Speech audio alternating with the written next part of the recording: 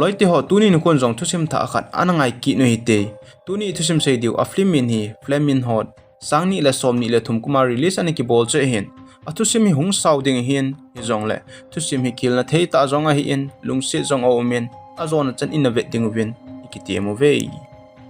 movie ki pana hin 1966 lai hi hin hi cha hin mi tam ta pi hin ju sim ne dinga theiga lo pe nahi aki mu in hi hi chilaya na tong ho hi Migenthei te a hi ven acha teo jong ahung ji ven ni khan hi chapang khan a hlai hlai in a hele pasal khan nga ki tat khata ki ta kha pha chan ma jong hluta hi chi chapang pa hai tu ni thusim wa hi hero pau amin hi richa na hi in richa na ki ta khana pa koidang hilo apa hi in apa hi strict khle jengin richa in jong ki ta kha pha na chan apa jong alung a hangen acha pa ko ma chun gamoi si hoilan thlai le ham to din het lawa hele thei gaw lo win lang basket ngo koi tanga ti sol ta na hile pe don ta chan apu pa hangi apu pa chan Richard apa ko ma chan chapang ipi na tong dinga na so lam nang tong the hi ta ti en hi ti chan Richard he ki tho pi en Richard chu a ki chip pi ta na hi Richard apa hi milung chom hi en a strict to chapa en hi tia aga to kha ji aga su boi kha teng chule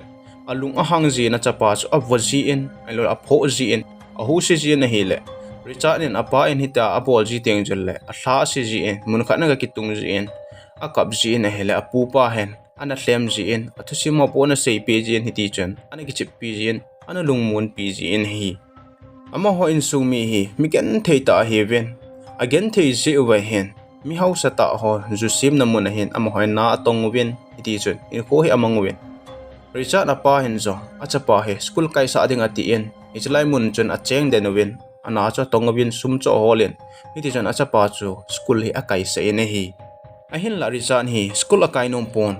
a hlo hin le kha ki ti ha pon apa ki cha ji chen school he na chi ji in a school kai na mun hen nu me loi khat judi ki ti khat ni ana kiat pi in ana ki wo pi ji in hi amanu zong hi Migenthei in sunga ko na hi ji chen a ki thim to hanen a school in wa chen a loi gol ho chmi Mihaosa Tah ta hi ji wa chen Richard ne ane ding kon tiang jong le hi chlai mun a loi gol ho chen ana be hla pi ji ben a eng in na bol ji ben Richard nen ki thu de ti jong le hi cholo a ki cha na la zo lo ji e chen ama im cha na sei pon an thuk le hle jengin judi chen Richard ko ma chen lungneu hi en phar kha ten la ne kha deu he tin an hlem ji en iti chen an ki wop ji hone ne hi Richard hi school akai num lo ne ki ka athasi ne ki ka hen hiti an hi ki ji e chen ama za che no mo che jengin a hin la aloi nu judi ji e chen a che ji en sun ting ne ding a ki pu jong hi puri dos ki ti khat ni an ki pu ji en hi chong jin si an ki pu jing ji chen aman zo an ho le jengin anu ko ma chen eno skula ki pu ding ne ding dang lo hi tam tin a se jen a hil anu chen adang po e boy pi le chu ki pu jengin a ti en hi chu se pi ki nen ama jong chen a gelin na hele hi cha loi nu ju ti chu ama sa gen thei che hi ji chen ne ti jong ki pu zo ji pon ama chen a loi nu de gel ji chen hi chu a ha pu ji en a loi nu chu ana ne sa jing ji ne hi hiti chen phana che chen ni khan hi Richard nen skula ni de ki pu chu ane go ta na hi le hi pe don ta chen a school songa phalo ho cho hong ovin hi cho lo chen Richard ko ma chen pha se ni sia se bo chen ne jeng ham ne ding dang pu ding dang na nei lo ham tien a se je na ho se Richard ko ma chen na ne je tu ham ga ane pe te min ga te tien aga la go ta na hi le Richard a khu cha hin tu pen hey mola hen e chin ne ding hi ai le sum nei pi ma sai na tien na hi le e je pa rong cha ki cha thimi Richard ko ma chen iza ka pe ding hama tien na hi le Richard chen somni langanin pe na tien na hi le ama rong suma pe akila en a hi le du hle jengin aloi gol ho rong chen Richard suma pe oven e je Richard ne ding ho cha ki cha oven ane ta ve na hi hiti chen Richard nin jong ni si a chen hi puri dos chu tam ta hi a simen a ki po in school in chen aloi gol ho ko ma chen na ki zo in ama chen suma ki len hi sum amu ho chu a ki hol ding ta na hi le chom ka lo hen sum tam ta pi hi a hin nei ta na hi sum tam ta nei pha na hen ama zo dukan mun khan hi achi en thil kha ki cho ding ate tan a hi le hi cha dukan nei pa cha sum cha ga ve sa ta ne le dukan nei pa chen chapang khona sum tam ta pi mu pha na chen adi thei he je pa hen hi che sum hi a hin gu hin te tien a gelin police ho ko ven Richard chu gu cha case en amat sa ta na hi police on Richard chu gu cha case amat pha na chen Richard jong cho lung adong hle jengin alung zong an na en Richard chen are Migenthei ta sum ki kilo a kagu a gel je ngoi tien hi cha kon chen Richard alung gel jong hi ahung ki chum ta na hi hiti chen phana che che en kum izat zo hama hen Richard ni ago thlang tan ago thlan nu ngai hen mi thil ago in azo zin hiti chen gu cha nen ahung ki che men ama keu hilovin anew la ana ki wo pinu aloi nu judi jong cho ana zawin hiti chen geng khat ni ana phut do hane ne hi ama ni jong anewa pat hung ki wop hi hon ta je chun ali nung hon hen ahung ki lung se hon tan ahung ki ngai hon tan ni khat ne judi jong ahung pregnant tan a pregnant pha na chun Richard Commerson ai poi tu ai na to ni thil bol hon hi inga do hon lawa hele cha in ni hon te cha te ini tabang bang hiting he tin ana sejen Richard nen judi thu sei cha na ngai pon aloi a gol hol ta ki tho chun hi chi gu cha da bol chu ana bol sing obin a hi le ni khat hi Richard chu a hin man khata wi na hi Richard ni avel vela gu cha kes a ki man a hi ta ji a hin pon hin a thu tan ta win a thu tan na wa hen Richard Commerson hi chi gu cha je na mi tam ta pn thina to he tan nang zong tu chung hi alas a hi tan tu chung he ka hla do ki diu na hi win aban wang nakimat ki na le na hin kho a zel nom ding hi ta ya ti win I ma cha lo po win hi ti chun a hin kho ki khial na ding chun a hin hla ki ta win hi hitia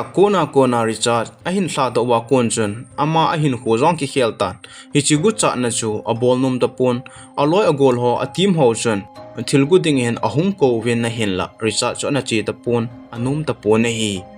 hiti chen phana che che en 1982 kuma chen Richard le judi jong hi akicheng hon tan akichen zo hon chen chani hi anei hon tan aneu zo chu asen na lai je nei hi chelai ta chen Richard hen to di anei pon sumlo na ding jong anei pon a in sunge ahung ha sa thim tan ni khat ni Ajinun chen fritz ase chu a hin mudo tan ajipa kom hin asei ta na hi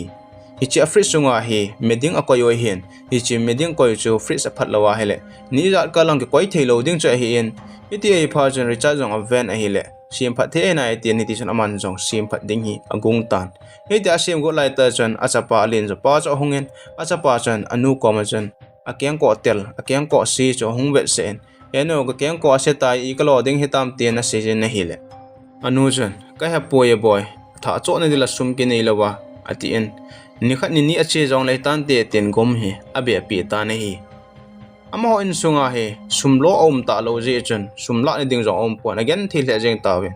judi jong chen ne ding ho he asim jen ne ding ho azu jen hi chi azu na suma chen akiwa mai mai we na hi ni khan he Richard jong aki gelen la to na he ka nei lawa hele ka boi di o he tai atin iti chen aki pan da en e in thi ding ngai lo le kong sop ding aza za tong ding summu na di ai pole na to na he aga hol tan a hin la I pina to an a hol wang chun amumong mong ta po na hi jingka khan hi Richard a chapa kyang ko chana sikit tan a sikit phan chun khat ve jingka anu en goma abi pi he ji chun gom cha la en ain pam lang wa mi gari khana chun anu na chun anu in ti chana chon tan a be go tan hi le gari chun gom cha mat gam tan hi chun nei pan amu do phan chun alung a hang thle jengen anu la pa jong chun ima sei nom han pon iti sangai dama thum hanin a hil ama jong chun sei beading a hetapon angai dam ta na hi zan hong hetan judin dong Richard Commerson ai poi he tia ni di ki sema ai zo wa ki ba bo hi I thei ta powe I chi so lo di he na to re na mu lo jong le he pa cha fon bon lang mun khat tawin ki het lut sa jeng tangem ten a sei ta na hi le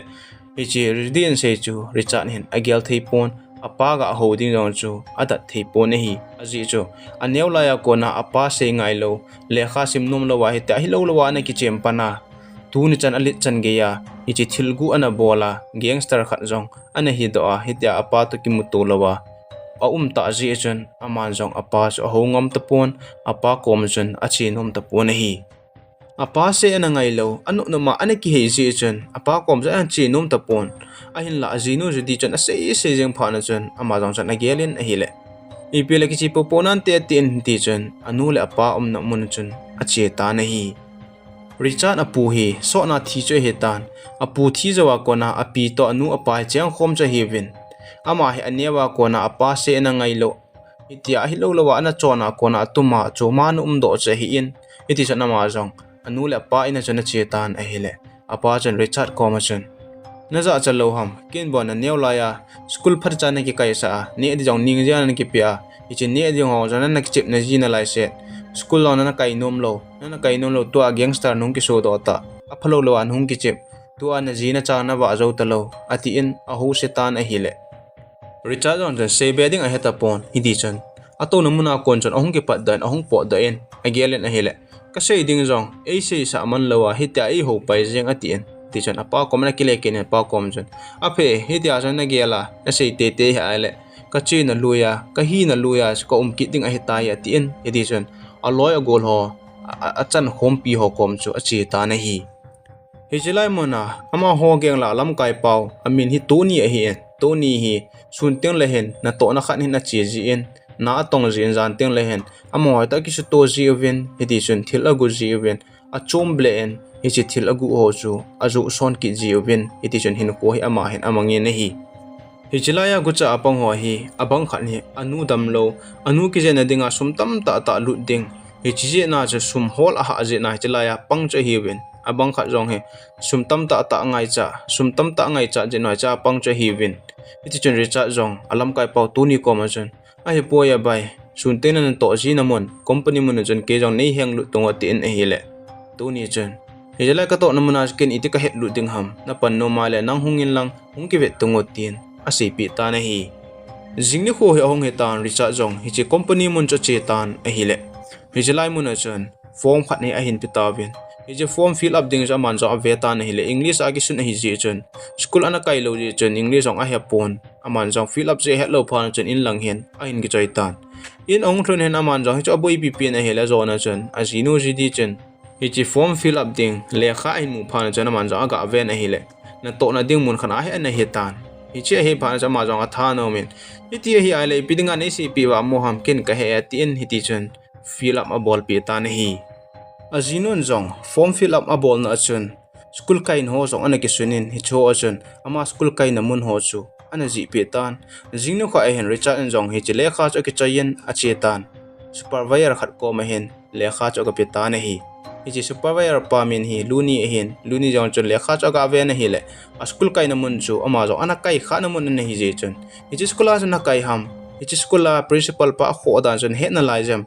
ati en a hi le Richard ama kai na hi lo jeson a hepon a hin la form cho ama fill up ta banga a hi jeson aman cho o ka het nge ding ham a phana phat lo he cha pang ho ki san a vojing je etian a sejen hi le luni in hitia Richard in hin se pha na chun Richard a kai khalo a zo a bol thu a zo a shoot thu a hi chu a hin he do tan a hin man do tan aman jong he che form fill up a bol cho reject a bol pi ding bo hi a he tan Richard in hi cha chun Luni kom chana ta cha sei do en a he poye sir hi ti hi ka hi in lungsi te en ipito hele nei pijing in ai lawa hele ka in sung boy ding he ta ka ji ka chan an angol ding he ta ye tin ataw thota na hile Luni jong chan a gelin a hele a lungsi tan ti chana man jong Richard chu to na khat pi ding na to sa ding hi ate ta na hi Jingni kho he ahong he tan Richard jong hi chelai company a uniform cha hin ki wan tan ama dinga hi chi tabanga company a uniform ki wan ama sa pen cha ne hi in ama jong cha che tan Luni jong chun hi chelai factory sungwa an chip sim na sungwa a to ding asu thing ding thil zo se chu a copy le en a sei pi le ta na hi le Richard jong hi chelai sunga lu chu a tha no min hi chelai sung amu chun ki pa tle jing in hi Luni jong Richard Komachan a to ding cho sei pi le en Ijilai sunga he na phar cha na to lawa na no phiban uma hele na ki kai do jing ding he Ijilai ko na po do jing ding he na sejen he le Richard in Luni Komachan ai poisar phar cha na ka to ding he ana ve en ati in a hele Luni jong chun henge ka ve ding he ni za na na te ma ti in ada latan ada hla zawa kon chun Richard jong a tha no min he ti chun a to de sei ho chu na sata hen gang cha chala hen atongin atha no ple sing in a hil aloi pa chun iti ta chi pidinga na na to hai mo all ten volen na to chai wa online na to ding dang na sei pi ki deu he ti na sejin a hin la ama chu a hin ko a hitabang unit form mang ki von khalo na to jong mu khalo a hi je chun atha no me aloi pa se jong ai lo chun na sata hen na atong ta na hi Hana chen Richard jong a duty time ahung ki chai tan duty time ki chai in lang a kile tan in a hluna hin Ajinun judi chun na to na de na ding na to nom na ding in thin pa comment ka taw jeng etin a season ajipa comment chun tunin to chu nom na sa nam pha nam tin adong in a hile Richard chun hingi anom wal jengi a pha etin Ajinu kom chun anup sa dan chu sei ta na hi jing ni ko hi ahong hi kitan jing ni ko a hin Richard zong na tong ding in a chi kitan hi ti chun na hin tongin a hi le a zo na chuna man zong hi chi machine ipitin na ato ham cha hin henom tan a he nom pha na jon machine operator khat gerson kitipa ko ma jon hi chi machine hi ipitin na to ham te na dong ta na hi le che pa jon cleaner ho zo amu ni mo hi ji chuna man zong na to ding pi le ke to thim mo adang hol be he na tin ada la ta na hi machine operator pun jong hitia ho chu gangster khat Richard denga chu ape pe na chil jeng thei che hin a hin la ama in hi chi chu bol lo chun aji acha angai lut aji acha de gial ji chun ima cha se pon han heu chun adon da in hi a hin la alung ge lawang chun hi chi machine operation pa gerson avu oding dan chu a gialin na hi phacham khat zo hin hi chilai mo na machine operator khat ni ahung kit ta ichipa min hi beker hin Richard John beker amu pha jan ichipa wang kyo hen lang hele adomin te ati en ti jan beker kom chana che en ke hi Richard ka hi jan hi vela hi chlai muna na tonga ko hong pan he tin asijin hele operator ba jan ke hi beker ka hi chlai muna machine operator khat ka hi etin a hin sei ta na hi hiti amani jong frank thena kyo hon ji ejen Richard nin jong beker ko ma hi chlai muna machine pitina to am ti ado num ji ejen beker commission ai poya sir hi cha machine ni pitina ato ham alole ipiti machine operator nung pan ham machine operator panadinga hi ipp ka bol ngayam tina dong tan hi le pe ton ta chen tuni cho hong tan tuni chen Richard commission ama ho khu machine operator hin nang kho pi thei chi he na to dik to tin ahong sei tan hi phacham pha zo chen an ne pha ne ahong e tan hi ti chen tuni chu to Richard chu an ne namun chen a chi honin an ne honin tuni chen Richard chu hi chlai mona na tong ho koi cham koi cho len ham ti chu hil nahi anei ta nahi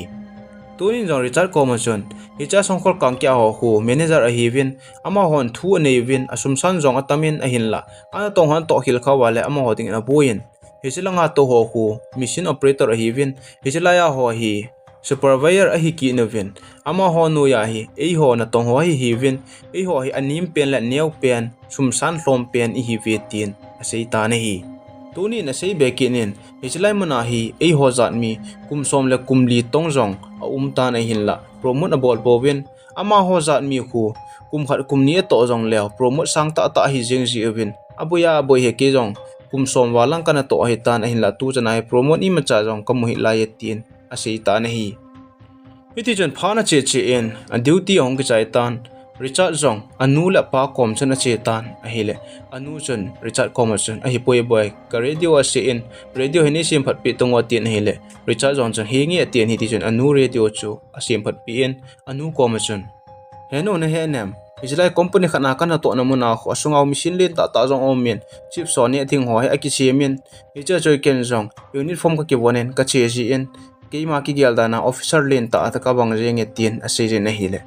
apa in ahin laloi chelen apa chan wa hichlaya cleaner ana pana officer ana ki gyal jeng ham atin a ho pai jeng in hele anu chun ipina ho set loi cheleng ham tuni chakhat mi honga atin hiti chan apa in achapa ko ma chun ai po hichlai mona cleaner a kumtlung hela ai ite ana panding kho najina chana wa zo mong ding hin nam tin asei ta na hi jingni kho he ahong ki tan Richard Zong na tong ding hin achi ki tan ana to na mun chun apa in a ho na asei chu agel do jingin kapahin adi ase ye ho ichlaya ipite cleaner a kapan jeng ding ham ichsanga na sa machine operator be ka hino me ichbe ki hinan de tin lungial anei tan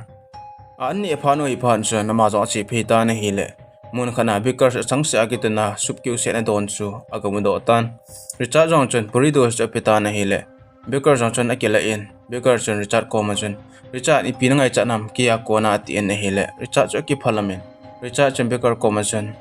ahi poe sir tu a cleaner ana ka to jeng sang a hen machine operator be ka hino me machine che dan ki man cha tan hone hil theding ham tin seitan hile beker sakile sa thimin hi chapa chen Richard Zong aza chen aki phalamen ada hata na hile beker chen lung ahin gel kinen hi ti chen Richard chu ahin le ko ki ta na hi hiti chen manin Zong an ani honin ne zo hona chen ana to na mun lang cha chi han tan beker Zong chen machine na to dan ho cha hil tan hil Richard Zong chen a hil no chu le kha khan hen ki ji do pen chu le Richard chen sir he chi chip so he ahung ka bom kha ahung sit kha ai kilo ding ham tin adong tan hile baker song chen hi da sit kha ai la machine in off ting ting la si ho chen la do ding we sa na pai ding hi ta ye tien a sei ta na hi hi chi zo chen Richard chen a to ding a ki to in chom kha zo chen Carson chen Richard chu cleaner mai mai a hi ji chen anoi si le jengin ang gala kon chen Richard cha ga kovin Richard ong ke phan chen thil nen khane ga pai len hi chi lai ng su thengin ati en a hi le Richard ong cha lung hang pon hi ti thip be cha na chi en aga su theng tan Carson in hit ya Richard na ball chu baker chen a hin la im cha sei pon Richard cha ko phen Richard commission mi anoi si mana ipidinga hiti ta cha ball ham lungneu hi en Richard kin ka hilding ni he atien apui phen hi ti chen machine ho cha sit ting le ipiti sim ding ham ti chan ge in a hin hil ta na hi hijini kho kon chen Richard zong hijilai nan to na mona thil a het na dinga chen a ki chu na dinga chen zan zong ge ta ta na che si en jingka zong ma ta ata hin a che si en hi ti chen hin ko hi a hin mang ta na hi le hichi kuma chen hijilai company sunga best employer award hi a ki sanin chule bakers commission thil tam ta pi hi ki zil do na ane yin hi hi chen pha na che chen a hi le 1984 a kon chen sum a ha pan tan hi che chip se mo aman tam ta hi le koi ma cha na ki cho nom da pon koi man jang ki cho ji ta pon hi cha kon chen ahung chi ta pon ai da chi lo pha na chen hi chalai mun ana tong workers ho chu khat hin a hin no do pan ta bi na hi hi chen pha na che in 1992 kum hi ahung hi tan hi chu kum ma chen Richard jong hi chalai mun na cleaner ana a to hi kum gi ni ahung thling tan hi chu kum chen a jong chen hi che a company cha chi be se pon ana tong ho cha la do jengon a kai do jengo vin a hele Richard se alungel hi anom ta pon hi hi chini ko chen hi chalai company alam kai ho in meeting a bolovin hi che maya ong ki mu pa hi CEO pa hin amin ni Roger Enrico ai ene hi aman zong hi chini ko meeting a som lo na chu hi chalai company chu athi pai jeng ning bo a hi ta ji chen aman zong hi chalai company ana tong ho workers ho koma ko holim no mi ati en he ti chen hi chalai ato na mun wa chen TV khan hi a koyovin hi chi TV a holim ding atien hi cha hung holim a zong chen hi chalai mun na tong ho chen donin zong anei povin a TV jeng cha zong chu vet ding ti povin a hin la Richard chen ave en hi le alung adongen luni ko ma chen hi chu koi ham atien hi le luni en hi chalai company a CEO pa hi atien a holim na chu Richard nong phat chan angai jin a hi le CEO pan ahin khutu sim ahin seyen hi chan ahung hi lo na hi ania wa pat gen theina satta ahin thoa hi chan ahung hi lo dan cha seyen chole angai ho dinga chen nang CEO en ki gelin lang no company che hitabang in hung che da ten lang le ip na gel dem achi na dinga ip lung gel na ni dem tien ahin seitan a hi le Richard jong hi cha chen ki hil na satta ahin ne yen ama jong chen hi che company athiding sa chu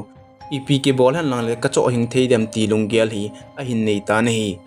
hi chi jawa kon chen Richard in zong lung a hin gel tan duty a ki chai nong a hin pa mun khan hen a cha te he to ong ki chem ta ven hi chalai mun chan aman zong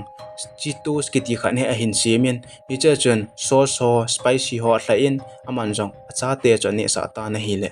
a cha pa kha chen he pa ki da om ta ve ati na hi le Richard zong chen ne ki da la pai jeng tong force a kani sa ni sa ma ti na hi le cha pa chen he pa lim ki da om wangin kane le kane nom be be jeng tin a hin sei ta na hi le Richard in hichi za chen a tha anomin aban bol bedding atien atam ta pi he chain in a chi en Ajinu commission hichi ke bol do hen lang hele a company ka su hing theidam tin Ajinu chu adong ta na hile Ajinu chen ka he hi ama hon du da khaleo na to na muna ko na kai do theu hen ei hon bol leo hen hichi zu na wa hla su lu diu hi en ipi le he pa to khat ve be ke won tong otin a season a hile Richard cha num be pon ahin la Ajinu chen apa to ki moto ding cha ahin gong hi ti chen ahin ki moto sa tan ahile aki moto hona chen apa chen a I ta ki moto se la cha pa cha ade jeng ji cha ne hi en Ajinu ko cha de kin en ahile Richard cha lung ahung hangen Richard ni apa ko ma chen hitabang kahina kachat vai na ka phat lo nei nang ji he tin a season ahile apa chen zoten en to na muna ko na nen la do deu chuti lawa Najinu ke sanin da la deng na chang sa ge be ban hung ding he tin a season a hile Richard jong alung han ki ka chan alung hang chen chebe don ta chan Najinu jong lai phen Ajinu chan apa ko ma chen nang hi ka vet le naval che jenge ka ji pa he thil bol thei ta hen a hlu jong a ha na ha ne nang sanga ken zo ka he ne ngun chi taute kin na ki thopi nang a tien a chi zo wa chen Ajinu chen masla tam ta pi hi dukan hen aga cho ta ne hi jingni ko hi hong hi kitan Richard jong na tong ding na che kitan Becker commission hi chi athil go na thil bol go cha seita na hile Becker chan ata san pon Richard chan tuni ten le tham khat ke choing ting jing ten le ka siam chu ka hin choi ding he ten a seyen hi chalai mo na thil siam mo tham khat cha ke le en hi chi bol na chan aloi pa tuni jong chu hi chalai ko na kai do wa dio po do wa di hi ta je chan aman jong a ki thopi ene hi Richard nin jong a company o a hin do theina dinga panna sa tala de tiji chen ama jong in atlun tlun hen sauce a siam wen hi chi sauce a siam to ame tawin a cha pa cha me sa tawin la cha pa chen adu le jengin tha jong a sa in ti chen ama na a za za nin sauce a hin siam tawin hi ama nin jong masla tam ta pi a siam do zo hana chen hi chi chi to mix bol na ding hi machine hi a ta pon Richard jong a gel gel in a hile a fenu cha hin gel do tan Fena gel do pha chana man jong plastic a hen hi chi to cho koyen hi chi masla ho cho koyen mix a bolin a peisa tan a hila bon chan hong ki mix tan a ki mix zo pha na chan hi ta bang hi hong so tan hi ti so pha na chana man jong a cha pa cha te sa ga bo sa ki ta hile a cha pa chan tha a sa in du jong adu in anu le pa ko ma chan a tui wal jeng a nam jong e hop jeng ha ve ni a panga ni ne sa ta bang bang te tien a pa ko chan sei ta na hile a pa Richard in hi chi za chana tha anom hle jeng in hi chi ne thei chu CEO pa kom hlut ding hi atita na hi jingni kho hi ahong hi kitan Richard jong na tong ding na che kitan a hele jingni kho a hin aloi pa to ni le aloi phabe pi chu na to na muna ko ne kai do kitawin hi cha chan ama in jong luni ko ma chana hi poye ka thu hi CEO pa chan be nei hlut pi in te na sejen a hi le luni chan Richard ko ma chan nang ipi ana ki gel ha nang cleaner mai mai na hi in hi chi thu chi ipti ki hlut ding ha mi pi le na to ding ke to thim be pe en hi chi company ti ten le aki bonding aki poye tin ada la ta na hi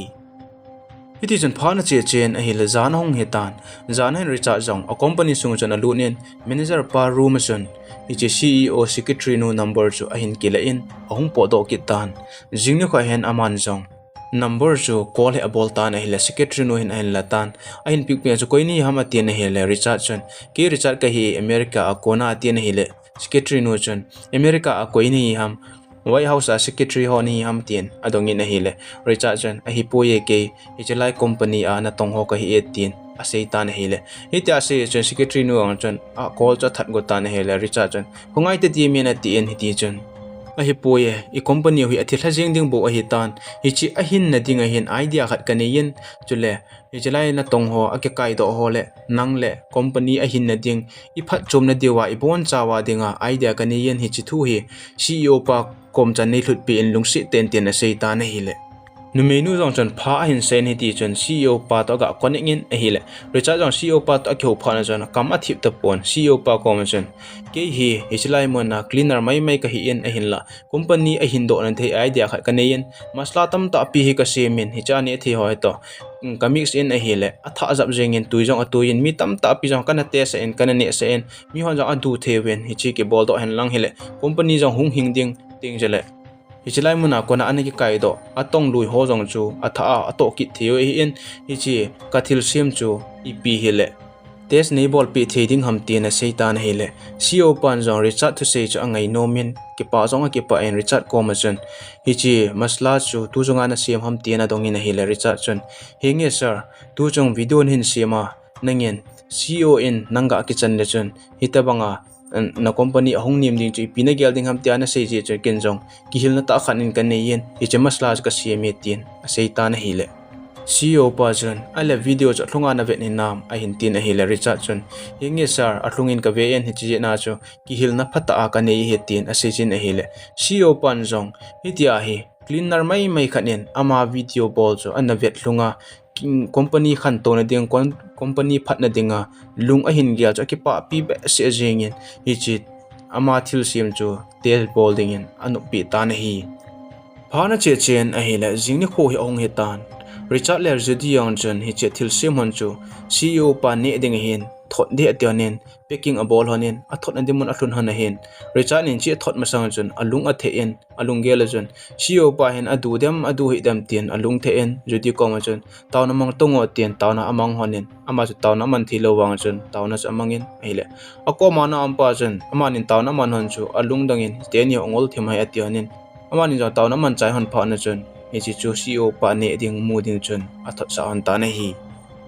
pha chom kha zo chun CEO pa kom he ga hlung tan CEO pa jong chun aga hongin kha choka ne tan hi le tha asa hle jengin tui jong hol jengin tha asa wang chun aban chan ne nom be ni ti chun ane ne in hi le ani achane chun a tha sa an cha hlom chen adu hle jengin jingna khoi na man jong hi company ho chu fon aga abol tan hi le Richard chun a hin pik tan CEO pa chun Richard kom chun Richard na thil sem chu a tui hle jeng ka dei hle jeng hapta ki ting le na company mun wa chu ko hung ding hi e hi ting jele a siam dan thil zo si hil chit na nei ding he tin a sei ta na hi le hitia CEO pa an a sei phana chun Richard cha tha nom hle jengin a ki pa hle jengin hi alang khana luni ini chitu het phana chun Richard chun alung ahang hle jengin hi aji chu ama ho kho khela direct nga CEO pa khyo pj chun alung ahangin ipi pham ja sei ta na hi le Richard in jong luni ko chun hapti ki teng le CEO pa chlai mana hungding he tian sei ta na hi le luni in Richard ko chun chlai mana CEO pa hungding ama lung dei lo lam ta hi kha a le nang pum ke pum mai kai do de he tian sei ta na hi le hi cha chun Richard jong CEO pa hungding athanup hle wanga chun atha num ki ta po na hi piti chun phana che in ni hla hen Richard jong Ajinun ko ma hen CEO pa hungding chu ipi ke bol han lang la kaza ta thei de dem aji chu kin la imcha ka hapon ahung ten la thil khat to ki sei khil han lang hele kana to na mana ko na e kai do the he tien Ajinun kom jana sei ta na hele Ajinun jong lung ahang ni ti chun Richard cho aina mai adin se in vetang nang hi ke denga ka hin ko a gift na hi in ichita bang chun nangin jong thil na bol thein na bol theina chu na CEO pa ko ma na so do teng chele CEO pa en hi chi na thip na bol theina chu a het ding hi chi teng chele tu asana sa ta na tun do ding sang ta pin hen pha ten le he pa thon jong man thia na gel lo a hi tan he pa thoi vet sa deu he ki nong ka ki tho pi ding ne he I pham na bol thei lo ti an hi ti chun CEO pa hong ten la welcome ding ai lo wala hi cho a hil chit ding dan chu hil na ding hin le kha tam ta pi a cho in a hil ta na hi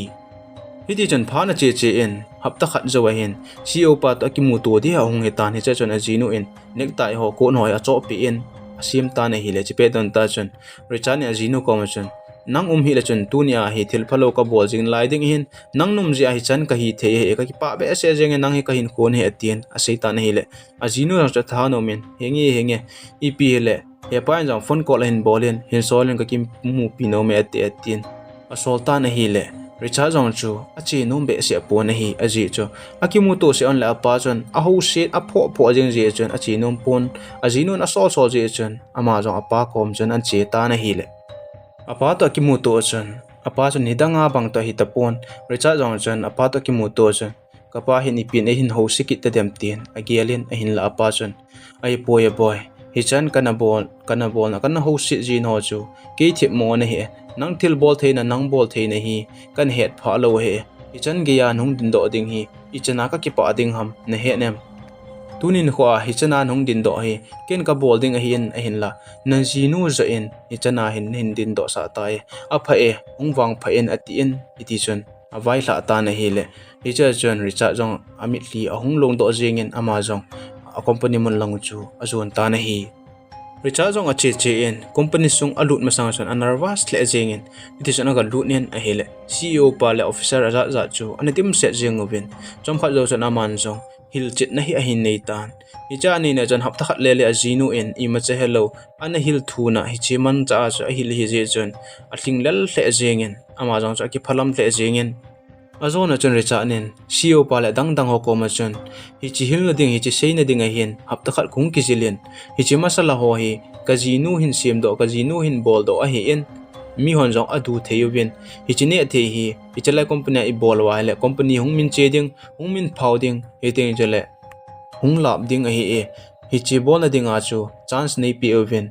hi chi company hi kasu loss lo ding he tin a sei ta na hi le hi cha chan CEO pa in jong a phai Richard hi china bol chu a pha be se jenge tu a hi 5000 packet hin simovin hi chu mi pi la en zo pate mu hetien min a hin du a min a hin de ha hele aban bol be de hetien ada la ta win hi hitia CEO pa en Richard to say angai pi ji chon ama noi do Peter ki te pa hen hi cha pa hen Peter chu cleaner mai ani hi ji chon an noi se le jengin CEO pa ko ma chon hi cha pa cleaner mai pa to say po na la ham ima chang tin te koi manang du pon te tin ana se yin a hin la CEO pa chon hi chapa ko ma chon ke jong chapang cha ko na hitabang lungkel ka hin neya hi tia cho kong che do hi en tu a richard nen athil gel athil bol hu hung che do dinga ka gel he hung che do ding he tin a sei ta na hi jingni ko chon ama hon jong ichi richard nen an sei chi tus ne thei chu a hin sim ta vin 5000 packet a sim do zo wa chon dukan new new ho in ago koi ta vin hi chi amin chu Flamin Hot asata vin hi hiti jan phana che che in a hi le hi che Flamin Hot a simu chu hapta khat ni ong hling tan a hin la koi ma hin a he do nai pon ong che nai pon hi le peterin jong company a ho cha phone call a bolin hi cholo ko ma chun hi che Flamin Hot na simu hi chi loading hi ta kana sei pe hi to a koi ma chan jong a dei pon cho jong a ki cho po we ti na si jin a hi le Richard chun a hi poi hapta khat bo chi na lai jen ipi le hapta khat chance nei pi bi an ti na si jin a hi le alang khana luni chun Richard cho ki thopi en Peter Commerson hapta khat se mi chance na pi a iti viral ding ham sang chun khat thlani be petangem tin a sei ta na hi le hi cha chun ama jong chance a hin mudom tan alang khana Baker jong chun Richard Commerson nang hi thil bol thei ta na hi a phai adang dang hin bolin lang hele chun no teng la hung min che ding he tien Richard chu atil ho ta na hi phana che chen a hi la zan ahong he tan zan hen Richard in jong hi chi ane thei bol chu ipiti ke bol hen lang la min thang thei dam tin lungel he aneyen hi che pe don ta jan a chapa so ngen a chapa chun he pa tu ni kho chun ka school kai nawa ka loi ho ko ma chun hi chi chitus na siam chu anan ne ovin tin ka seyin a hi la ma ho chun a he povin Flamin Hot ki ti bo ka he we tin an seyin ki jong chun amin chu Flamin Hot chu ka za ma sat pen hen ka lung adonge he pa na thil bol chu bazar dong la na zu le le ma sat lawai la koi ma chan a he loading a hi hi china bol na dinga ati en ama chun sum ana ki khol a hi en hi chi sum ana ki khol chu apa chu apeta na hi le apa jong chun hi chi sum amu phana chun a tha nom ple jengin a cha pa chung chun a ki pa tle jengin hi jingni kho hi ong hi ki ta recha jong aloi lui ho kom in a chi in aloi ho kom chun ai poi aloi te ho ka thil bol hi chi marketing ai nei ki thopi wa hi le na to namun na kai do namun wa ko na to ki the tien a sei ta ne hele hi cha chun tu ni jong omin tu ni jong chun anu pe ni ti chan ma hon jong hi chi marketing a thil bol chu zu le ding hin anu pe ta vi na hi pha chom kha zo chun Richard le loi ho chu chelai company sung chun a che ta vin Richard chum khan na ding don pham cho sei go ta na hi le Carson chun Richard kom chun thip be chan ki kum thlain tien a po ta na hi le Baker chun Carson cho pho thimin ipiam a sei go sei nan te atien Richard kom chun Richard ni pham na sei go hin sei en tien a sei ta na hi le Richard in jong a loi a gol ho kom chun ngai wen phate chan itu a he ina to na munwa he e kai do gam deu a he tan ichi na chi je Flamin Hot ka hin bol do hi nei ki thopi on lang thakhan in bol lew hen ke di keu hi lo nang hoding jong a hi in e hoding jong a hin company ding jong a hi in ichi je na he ichi Flamin Hot ni phar chan chi sa ko ite na phaten tong te ki tho kho mo te tin a sei ta na hi le alo ho jong chon a hin ki pa pi ta win ong nom ta win he ti chon Flamin Hot chon na sata su popular ding hi a hin ti ta win na sata sim di a hin ti ta win hi pha chom khat zo chon ama hon jong 5000 packet hi a hin sim do ta win ichi jan sim do chon mun khat mi tam na mun hin a che win ichi lai ma mi zo se chu ichi Flamin Hot chu packet khat hin free in a home ta win hi aji cho ama hon che ne wa adu wa le bazar dong la a hin hol deu teng jela a hin ki cho tho deu I teng jela hong min thang ding hi en ti chan mon jong free in a hin home win ichi a hop chai zo chen 5000 packet ma hi a hin sim ki na win mun chu ma hin a che ki na win hi chalai ma chen hi che Flamin Hot packet chu mi khana khan chen a go home ki ta win a hi le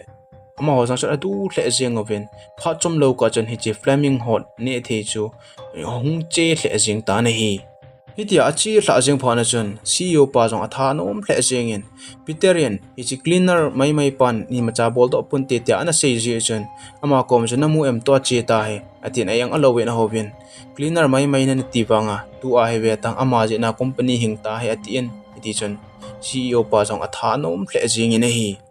Richard in a hin sim Flamin Hot achi hle jeng wanga chun ama ana to na hi akal de pon cleaning ma hi a hin a lai jin nekha ni CEO pan jong phone call bol tan Richard jong ga pingin a hi le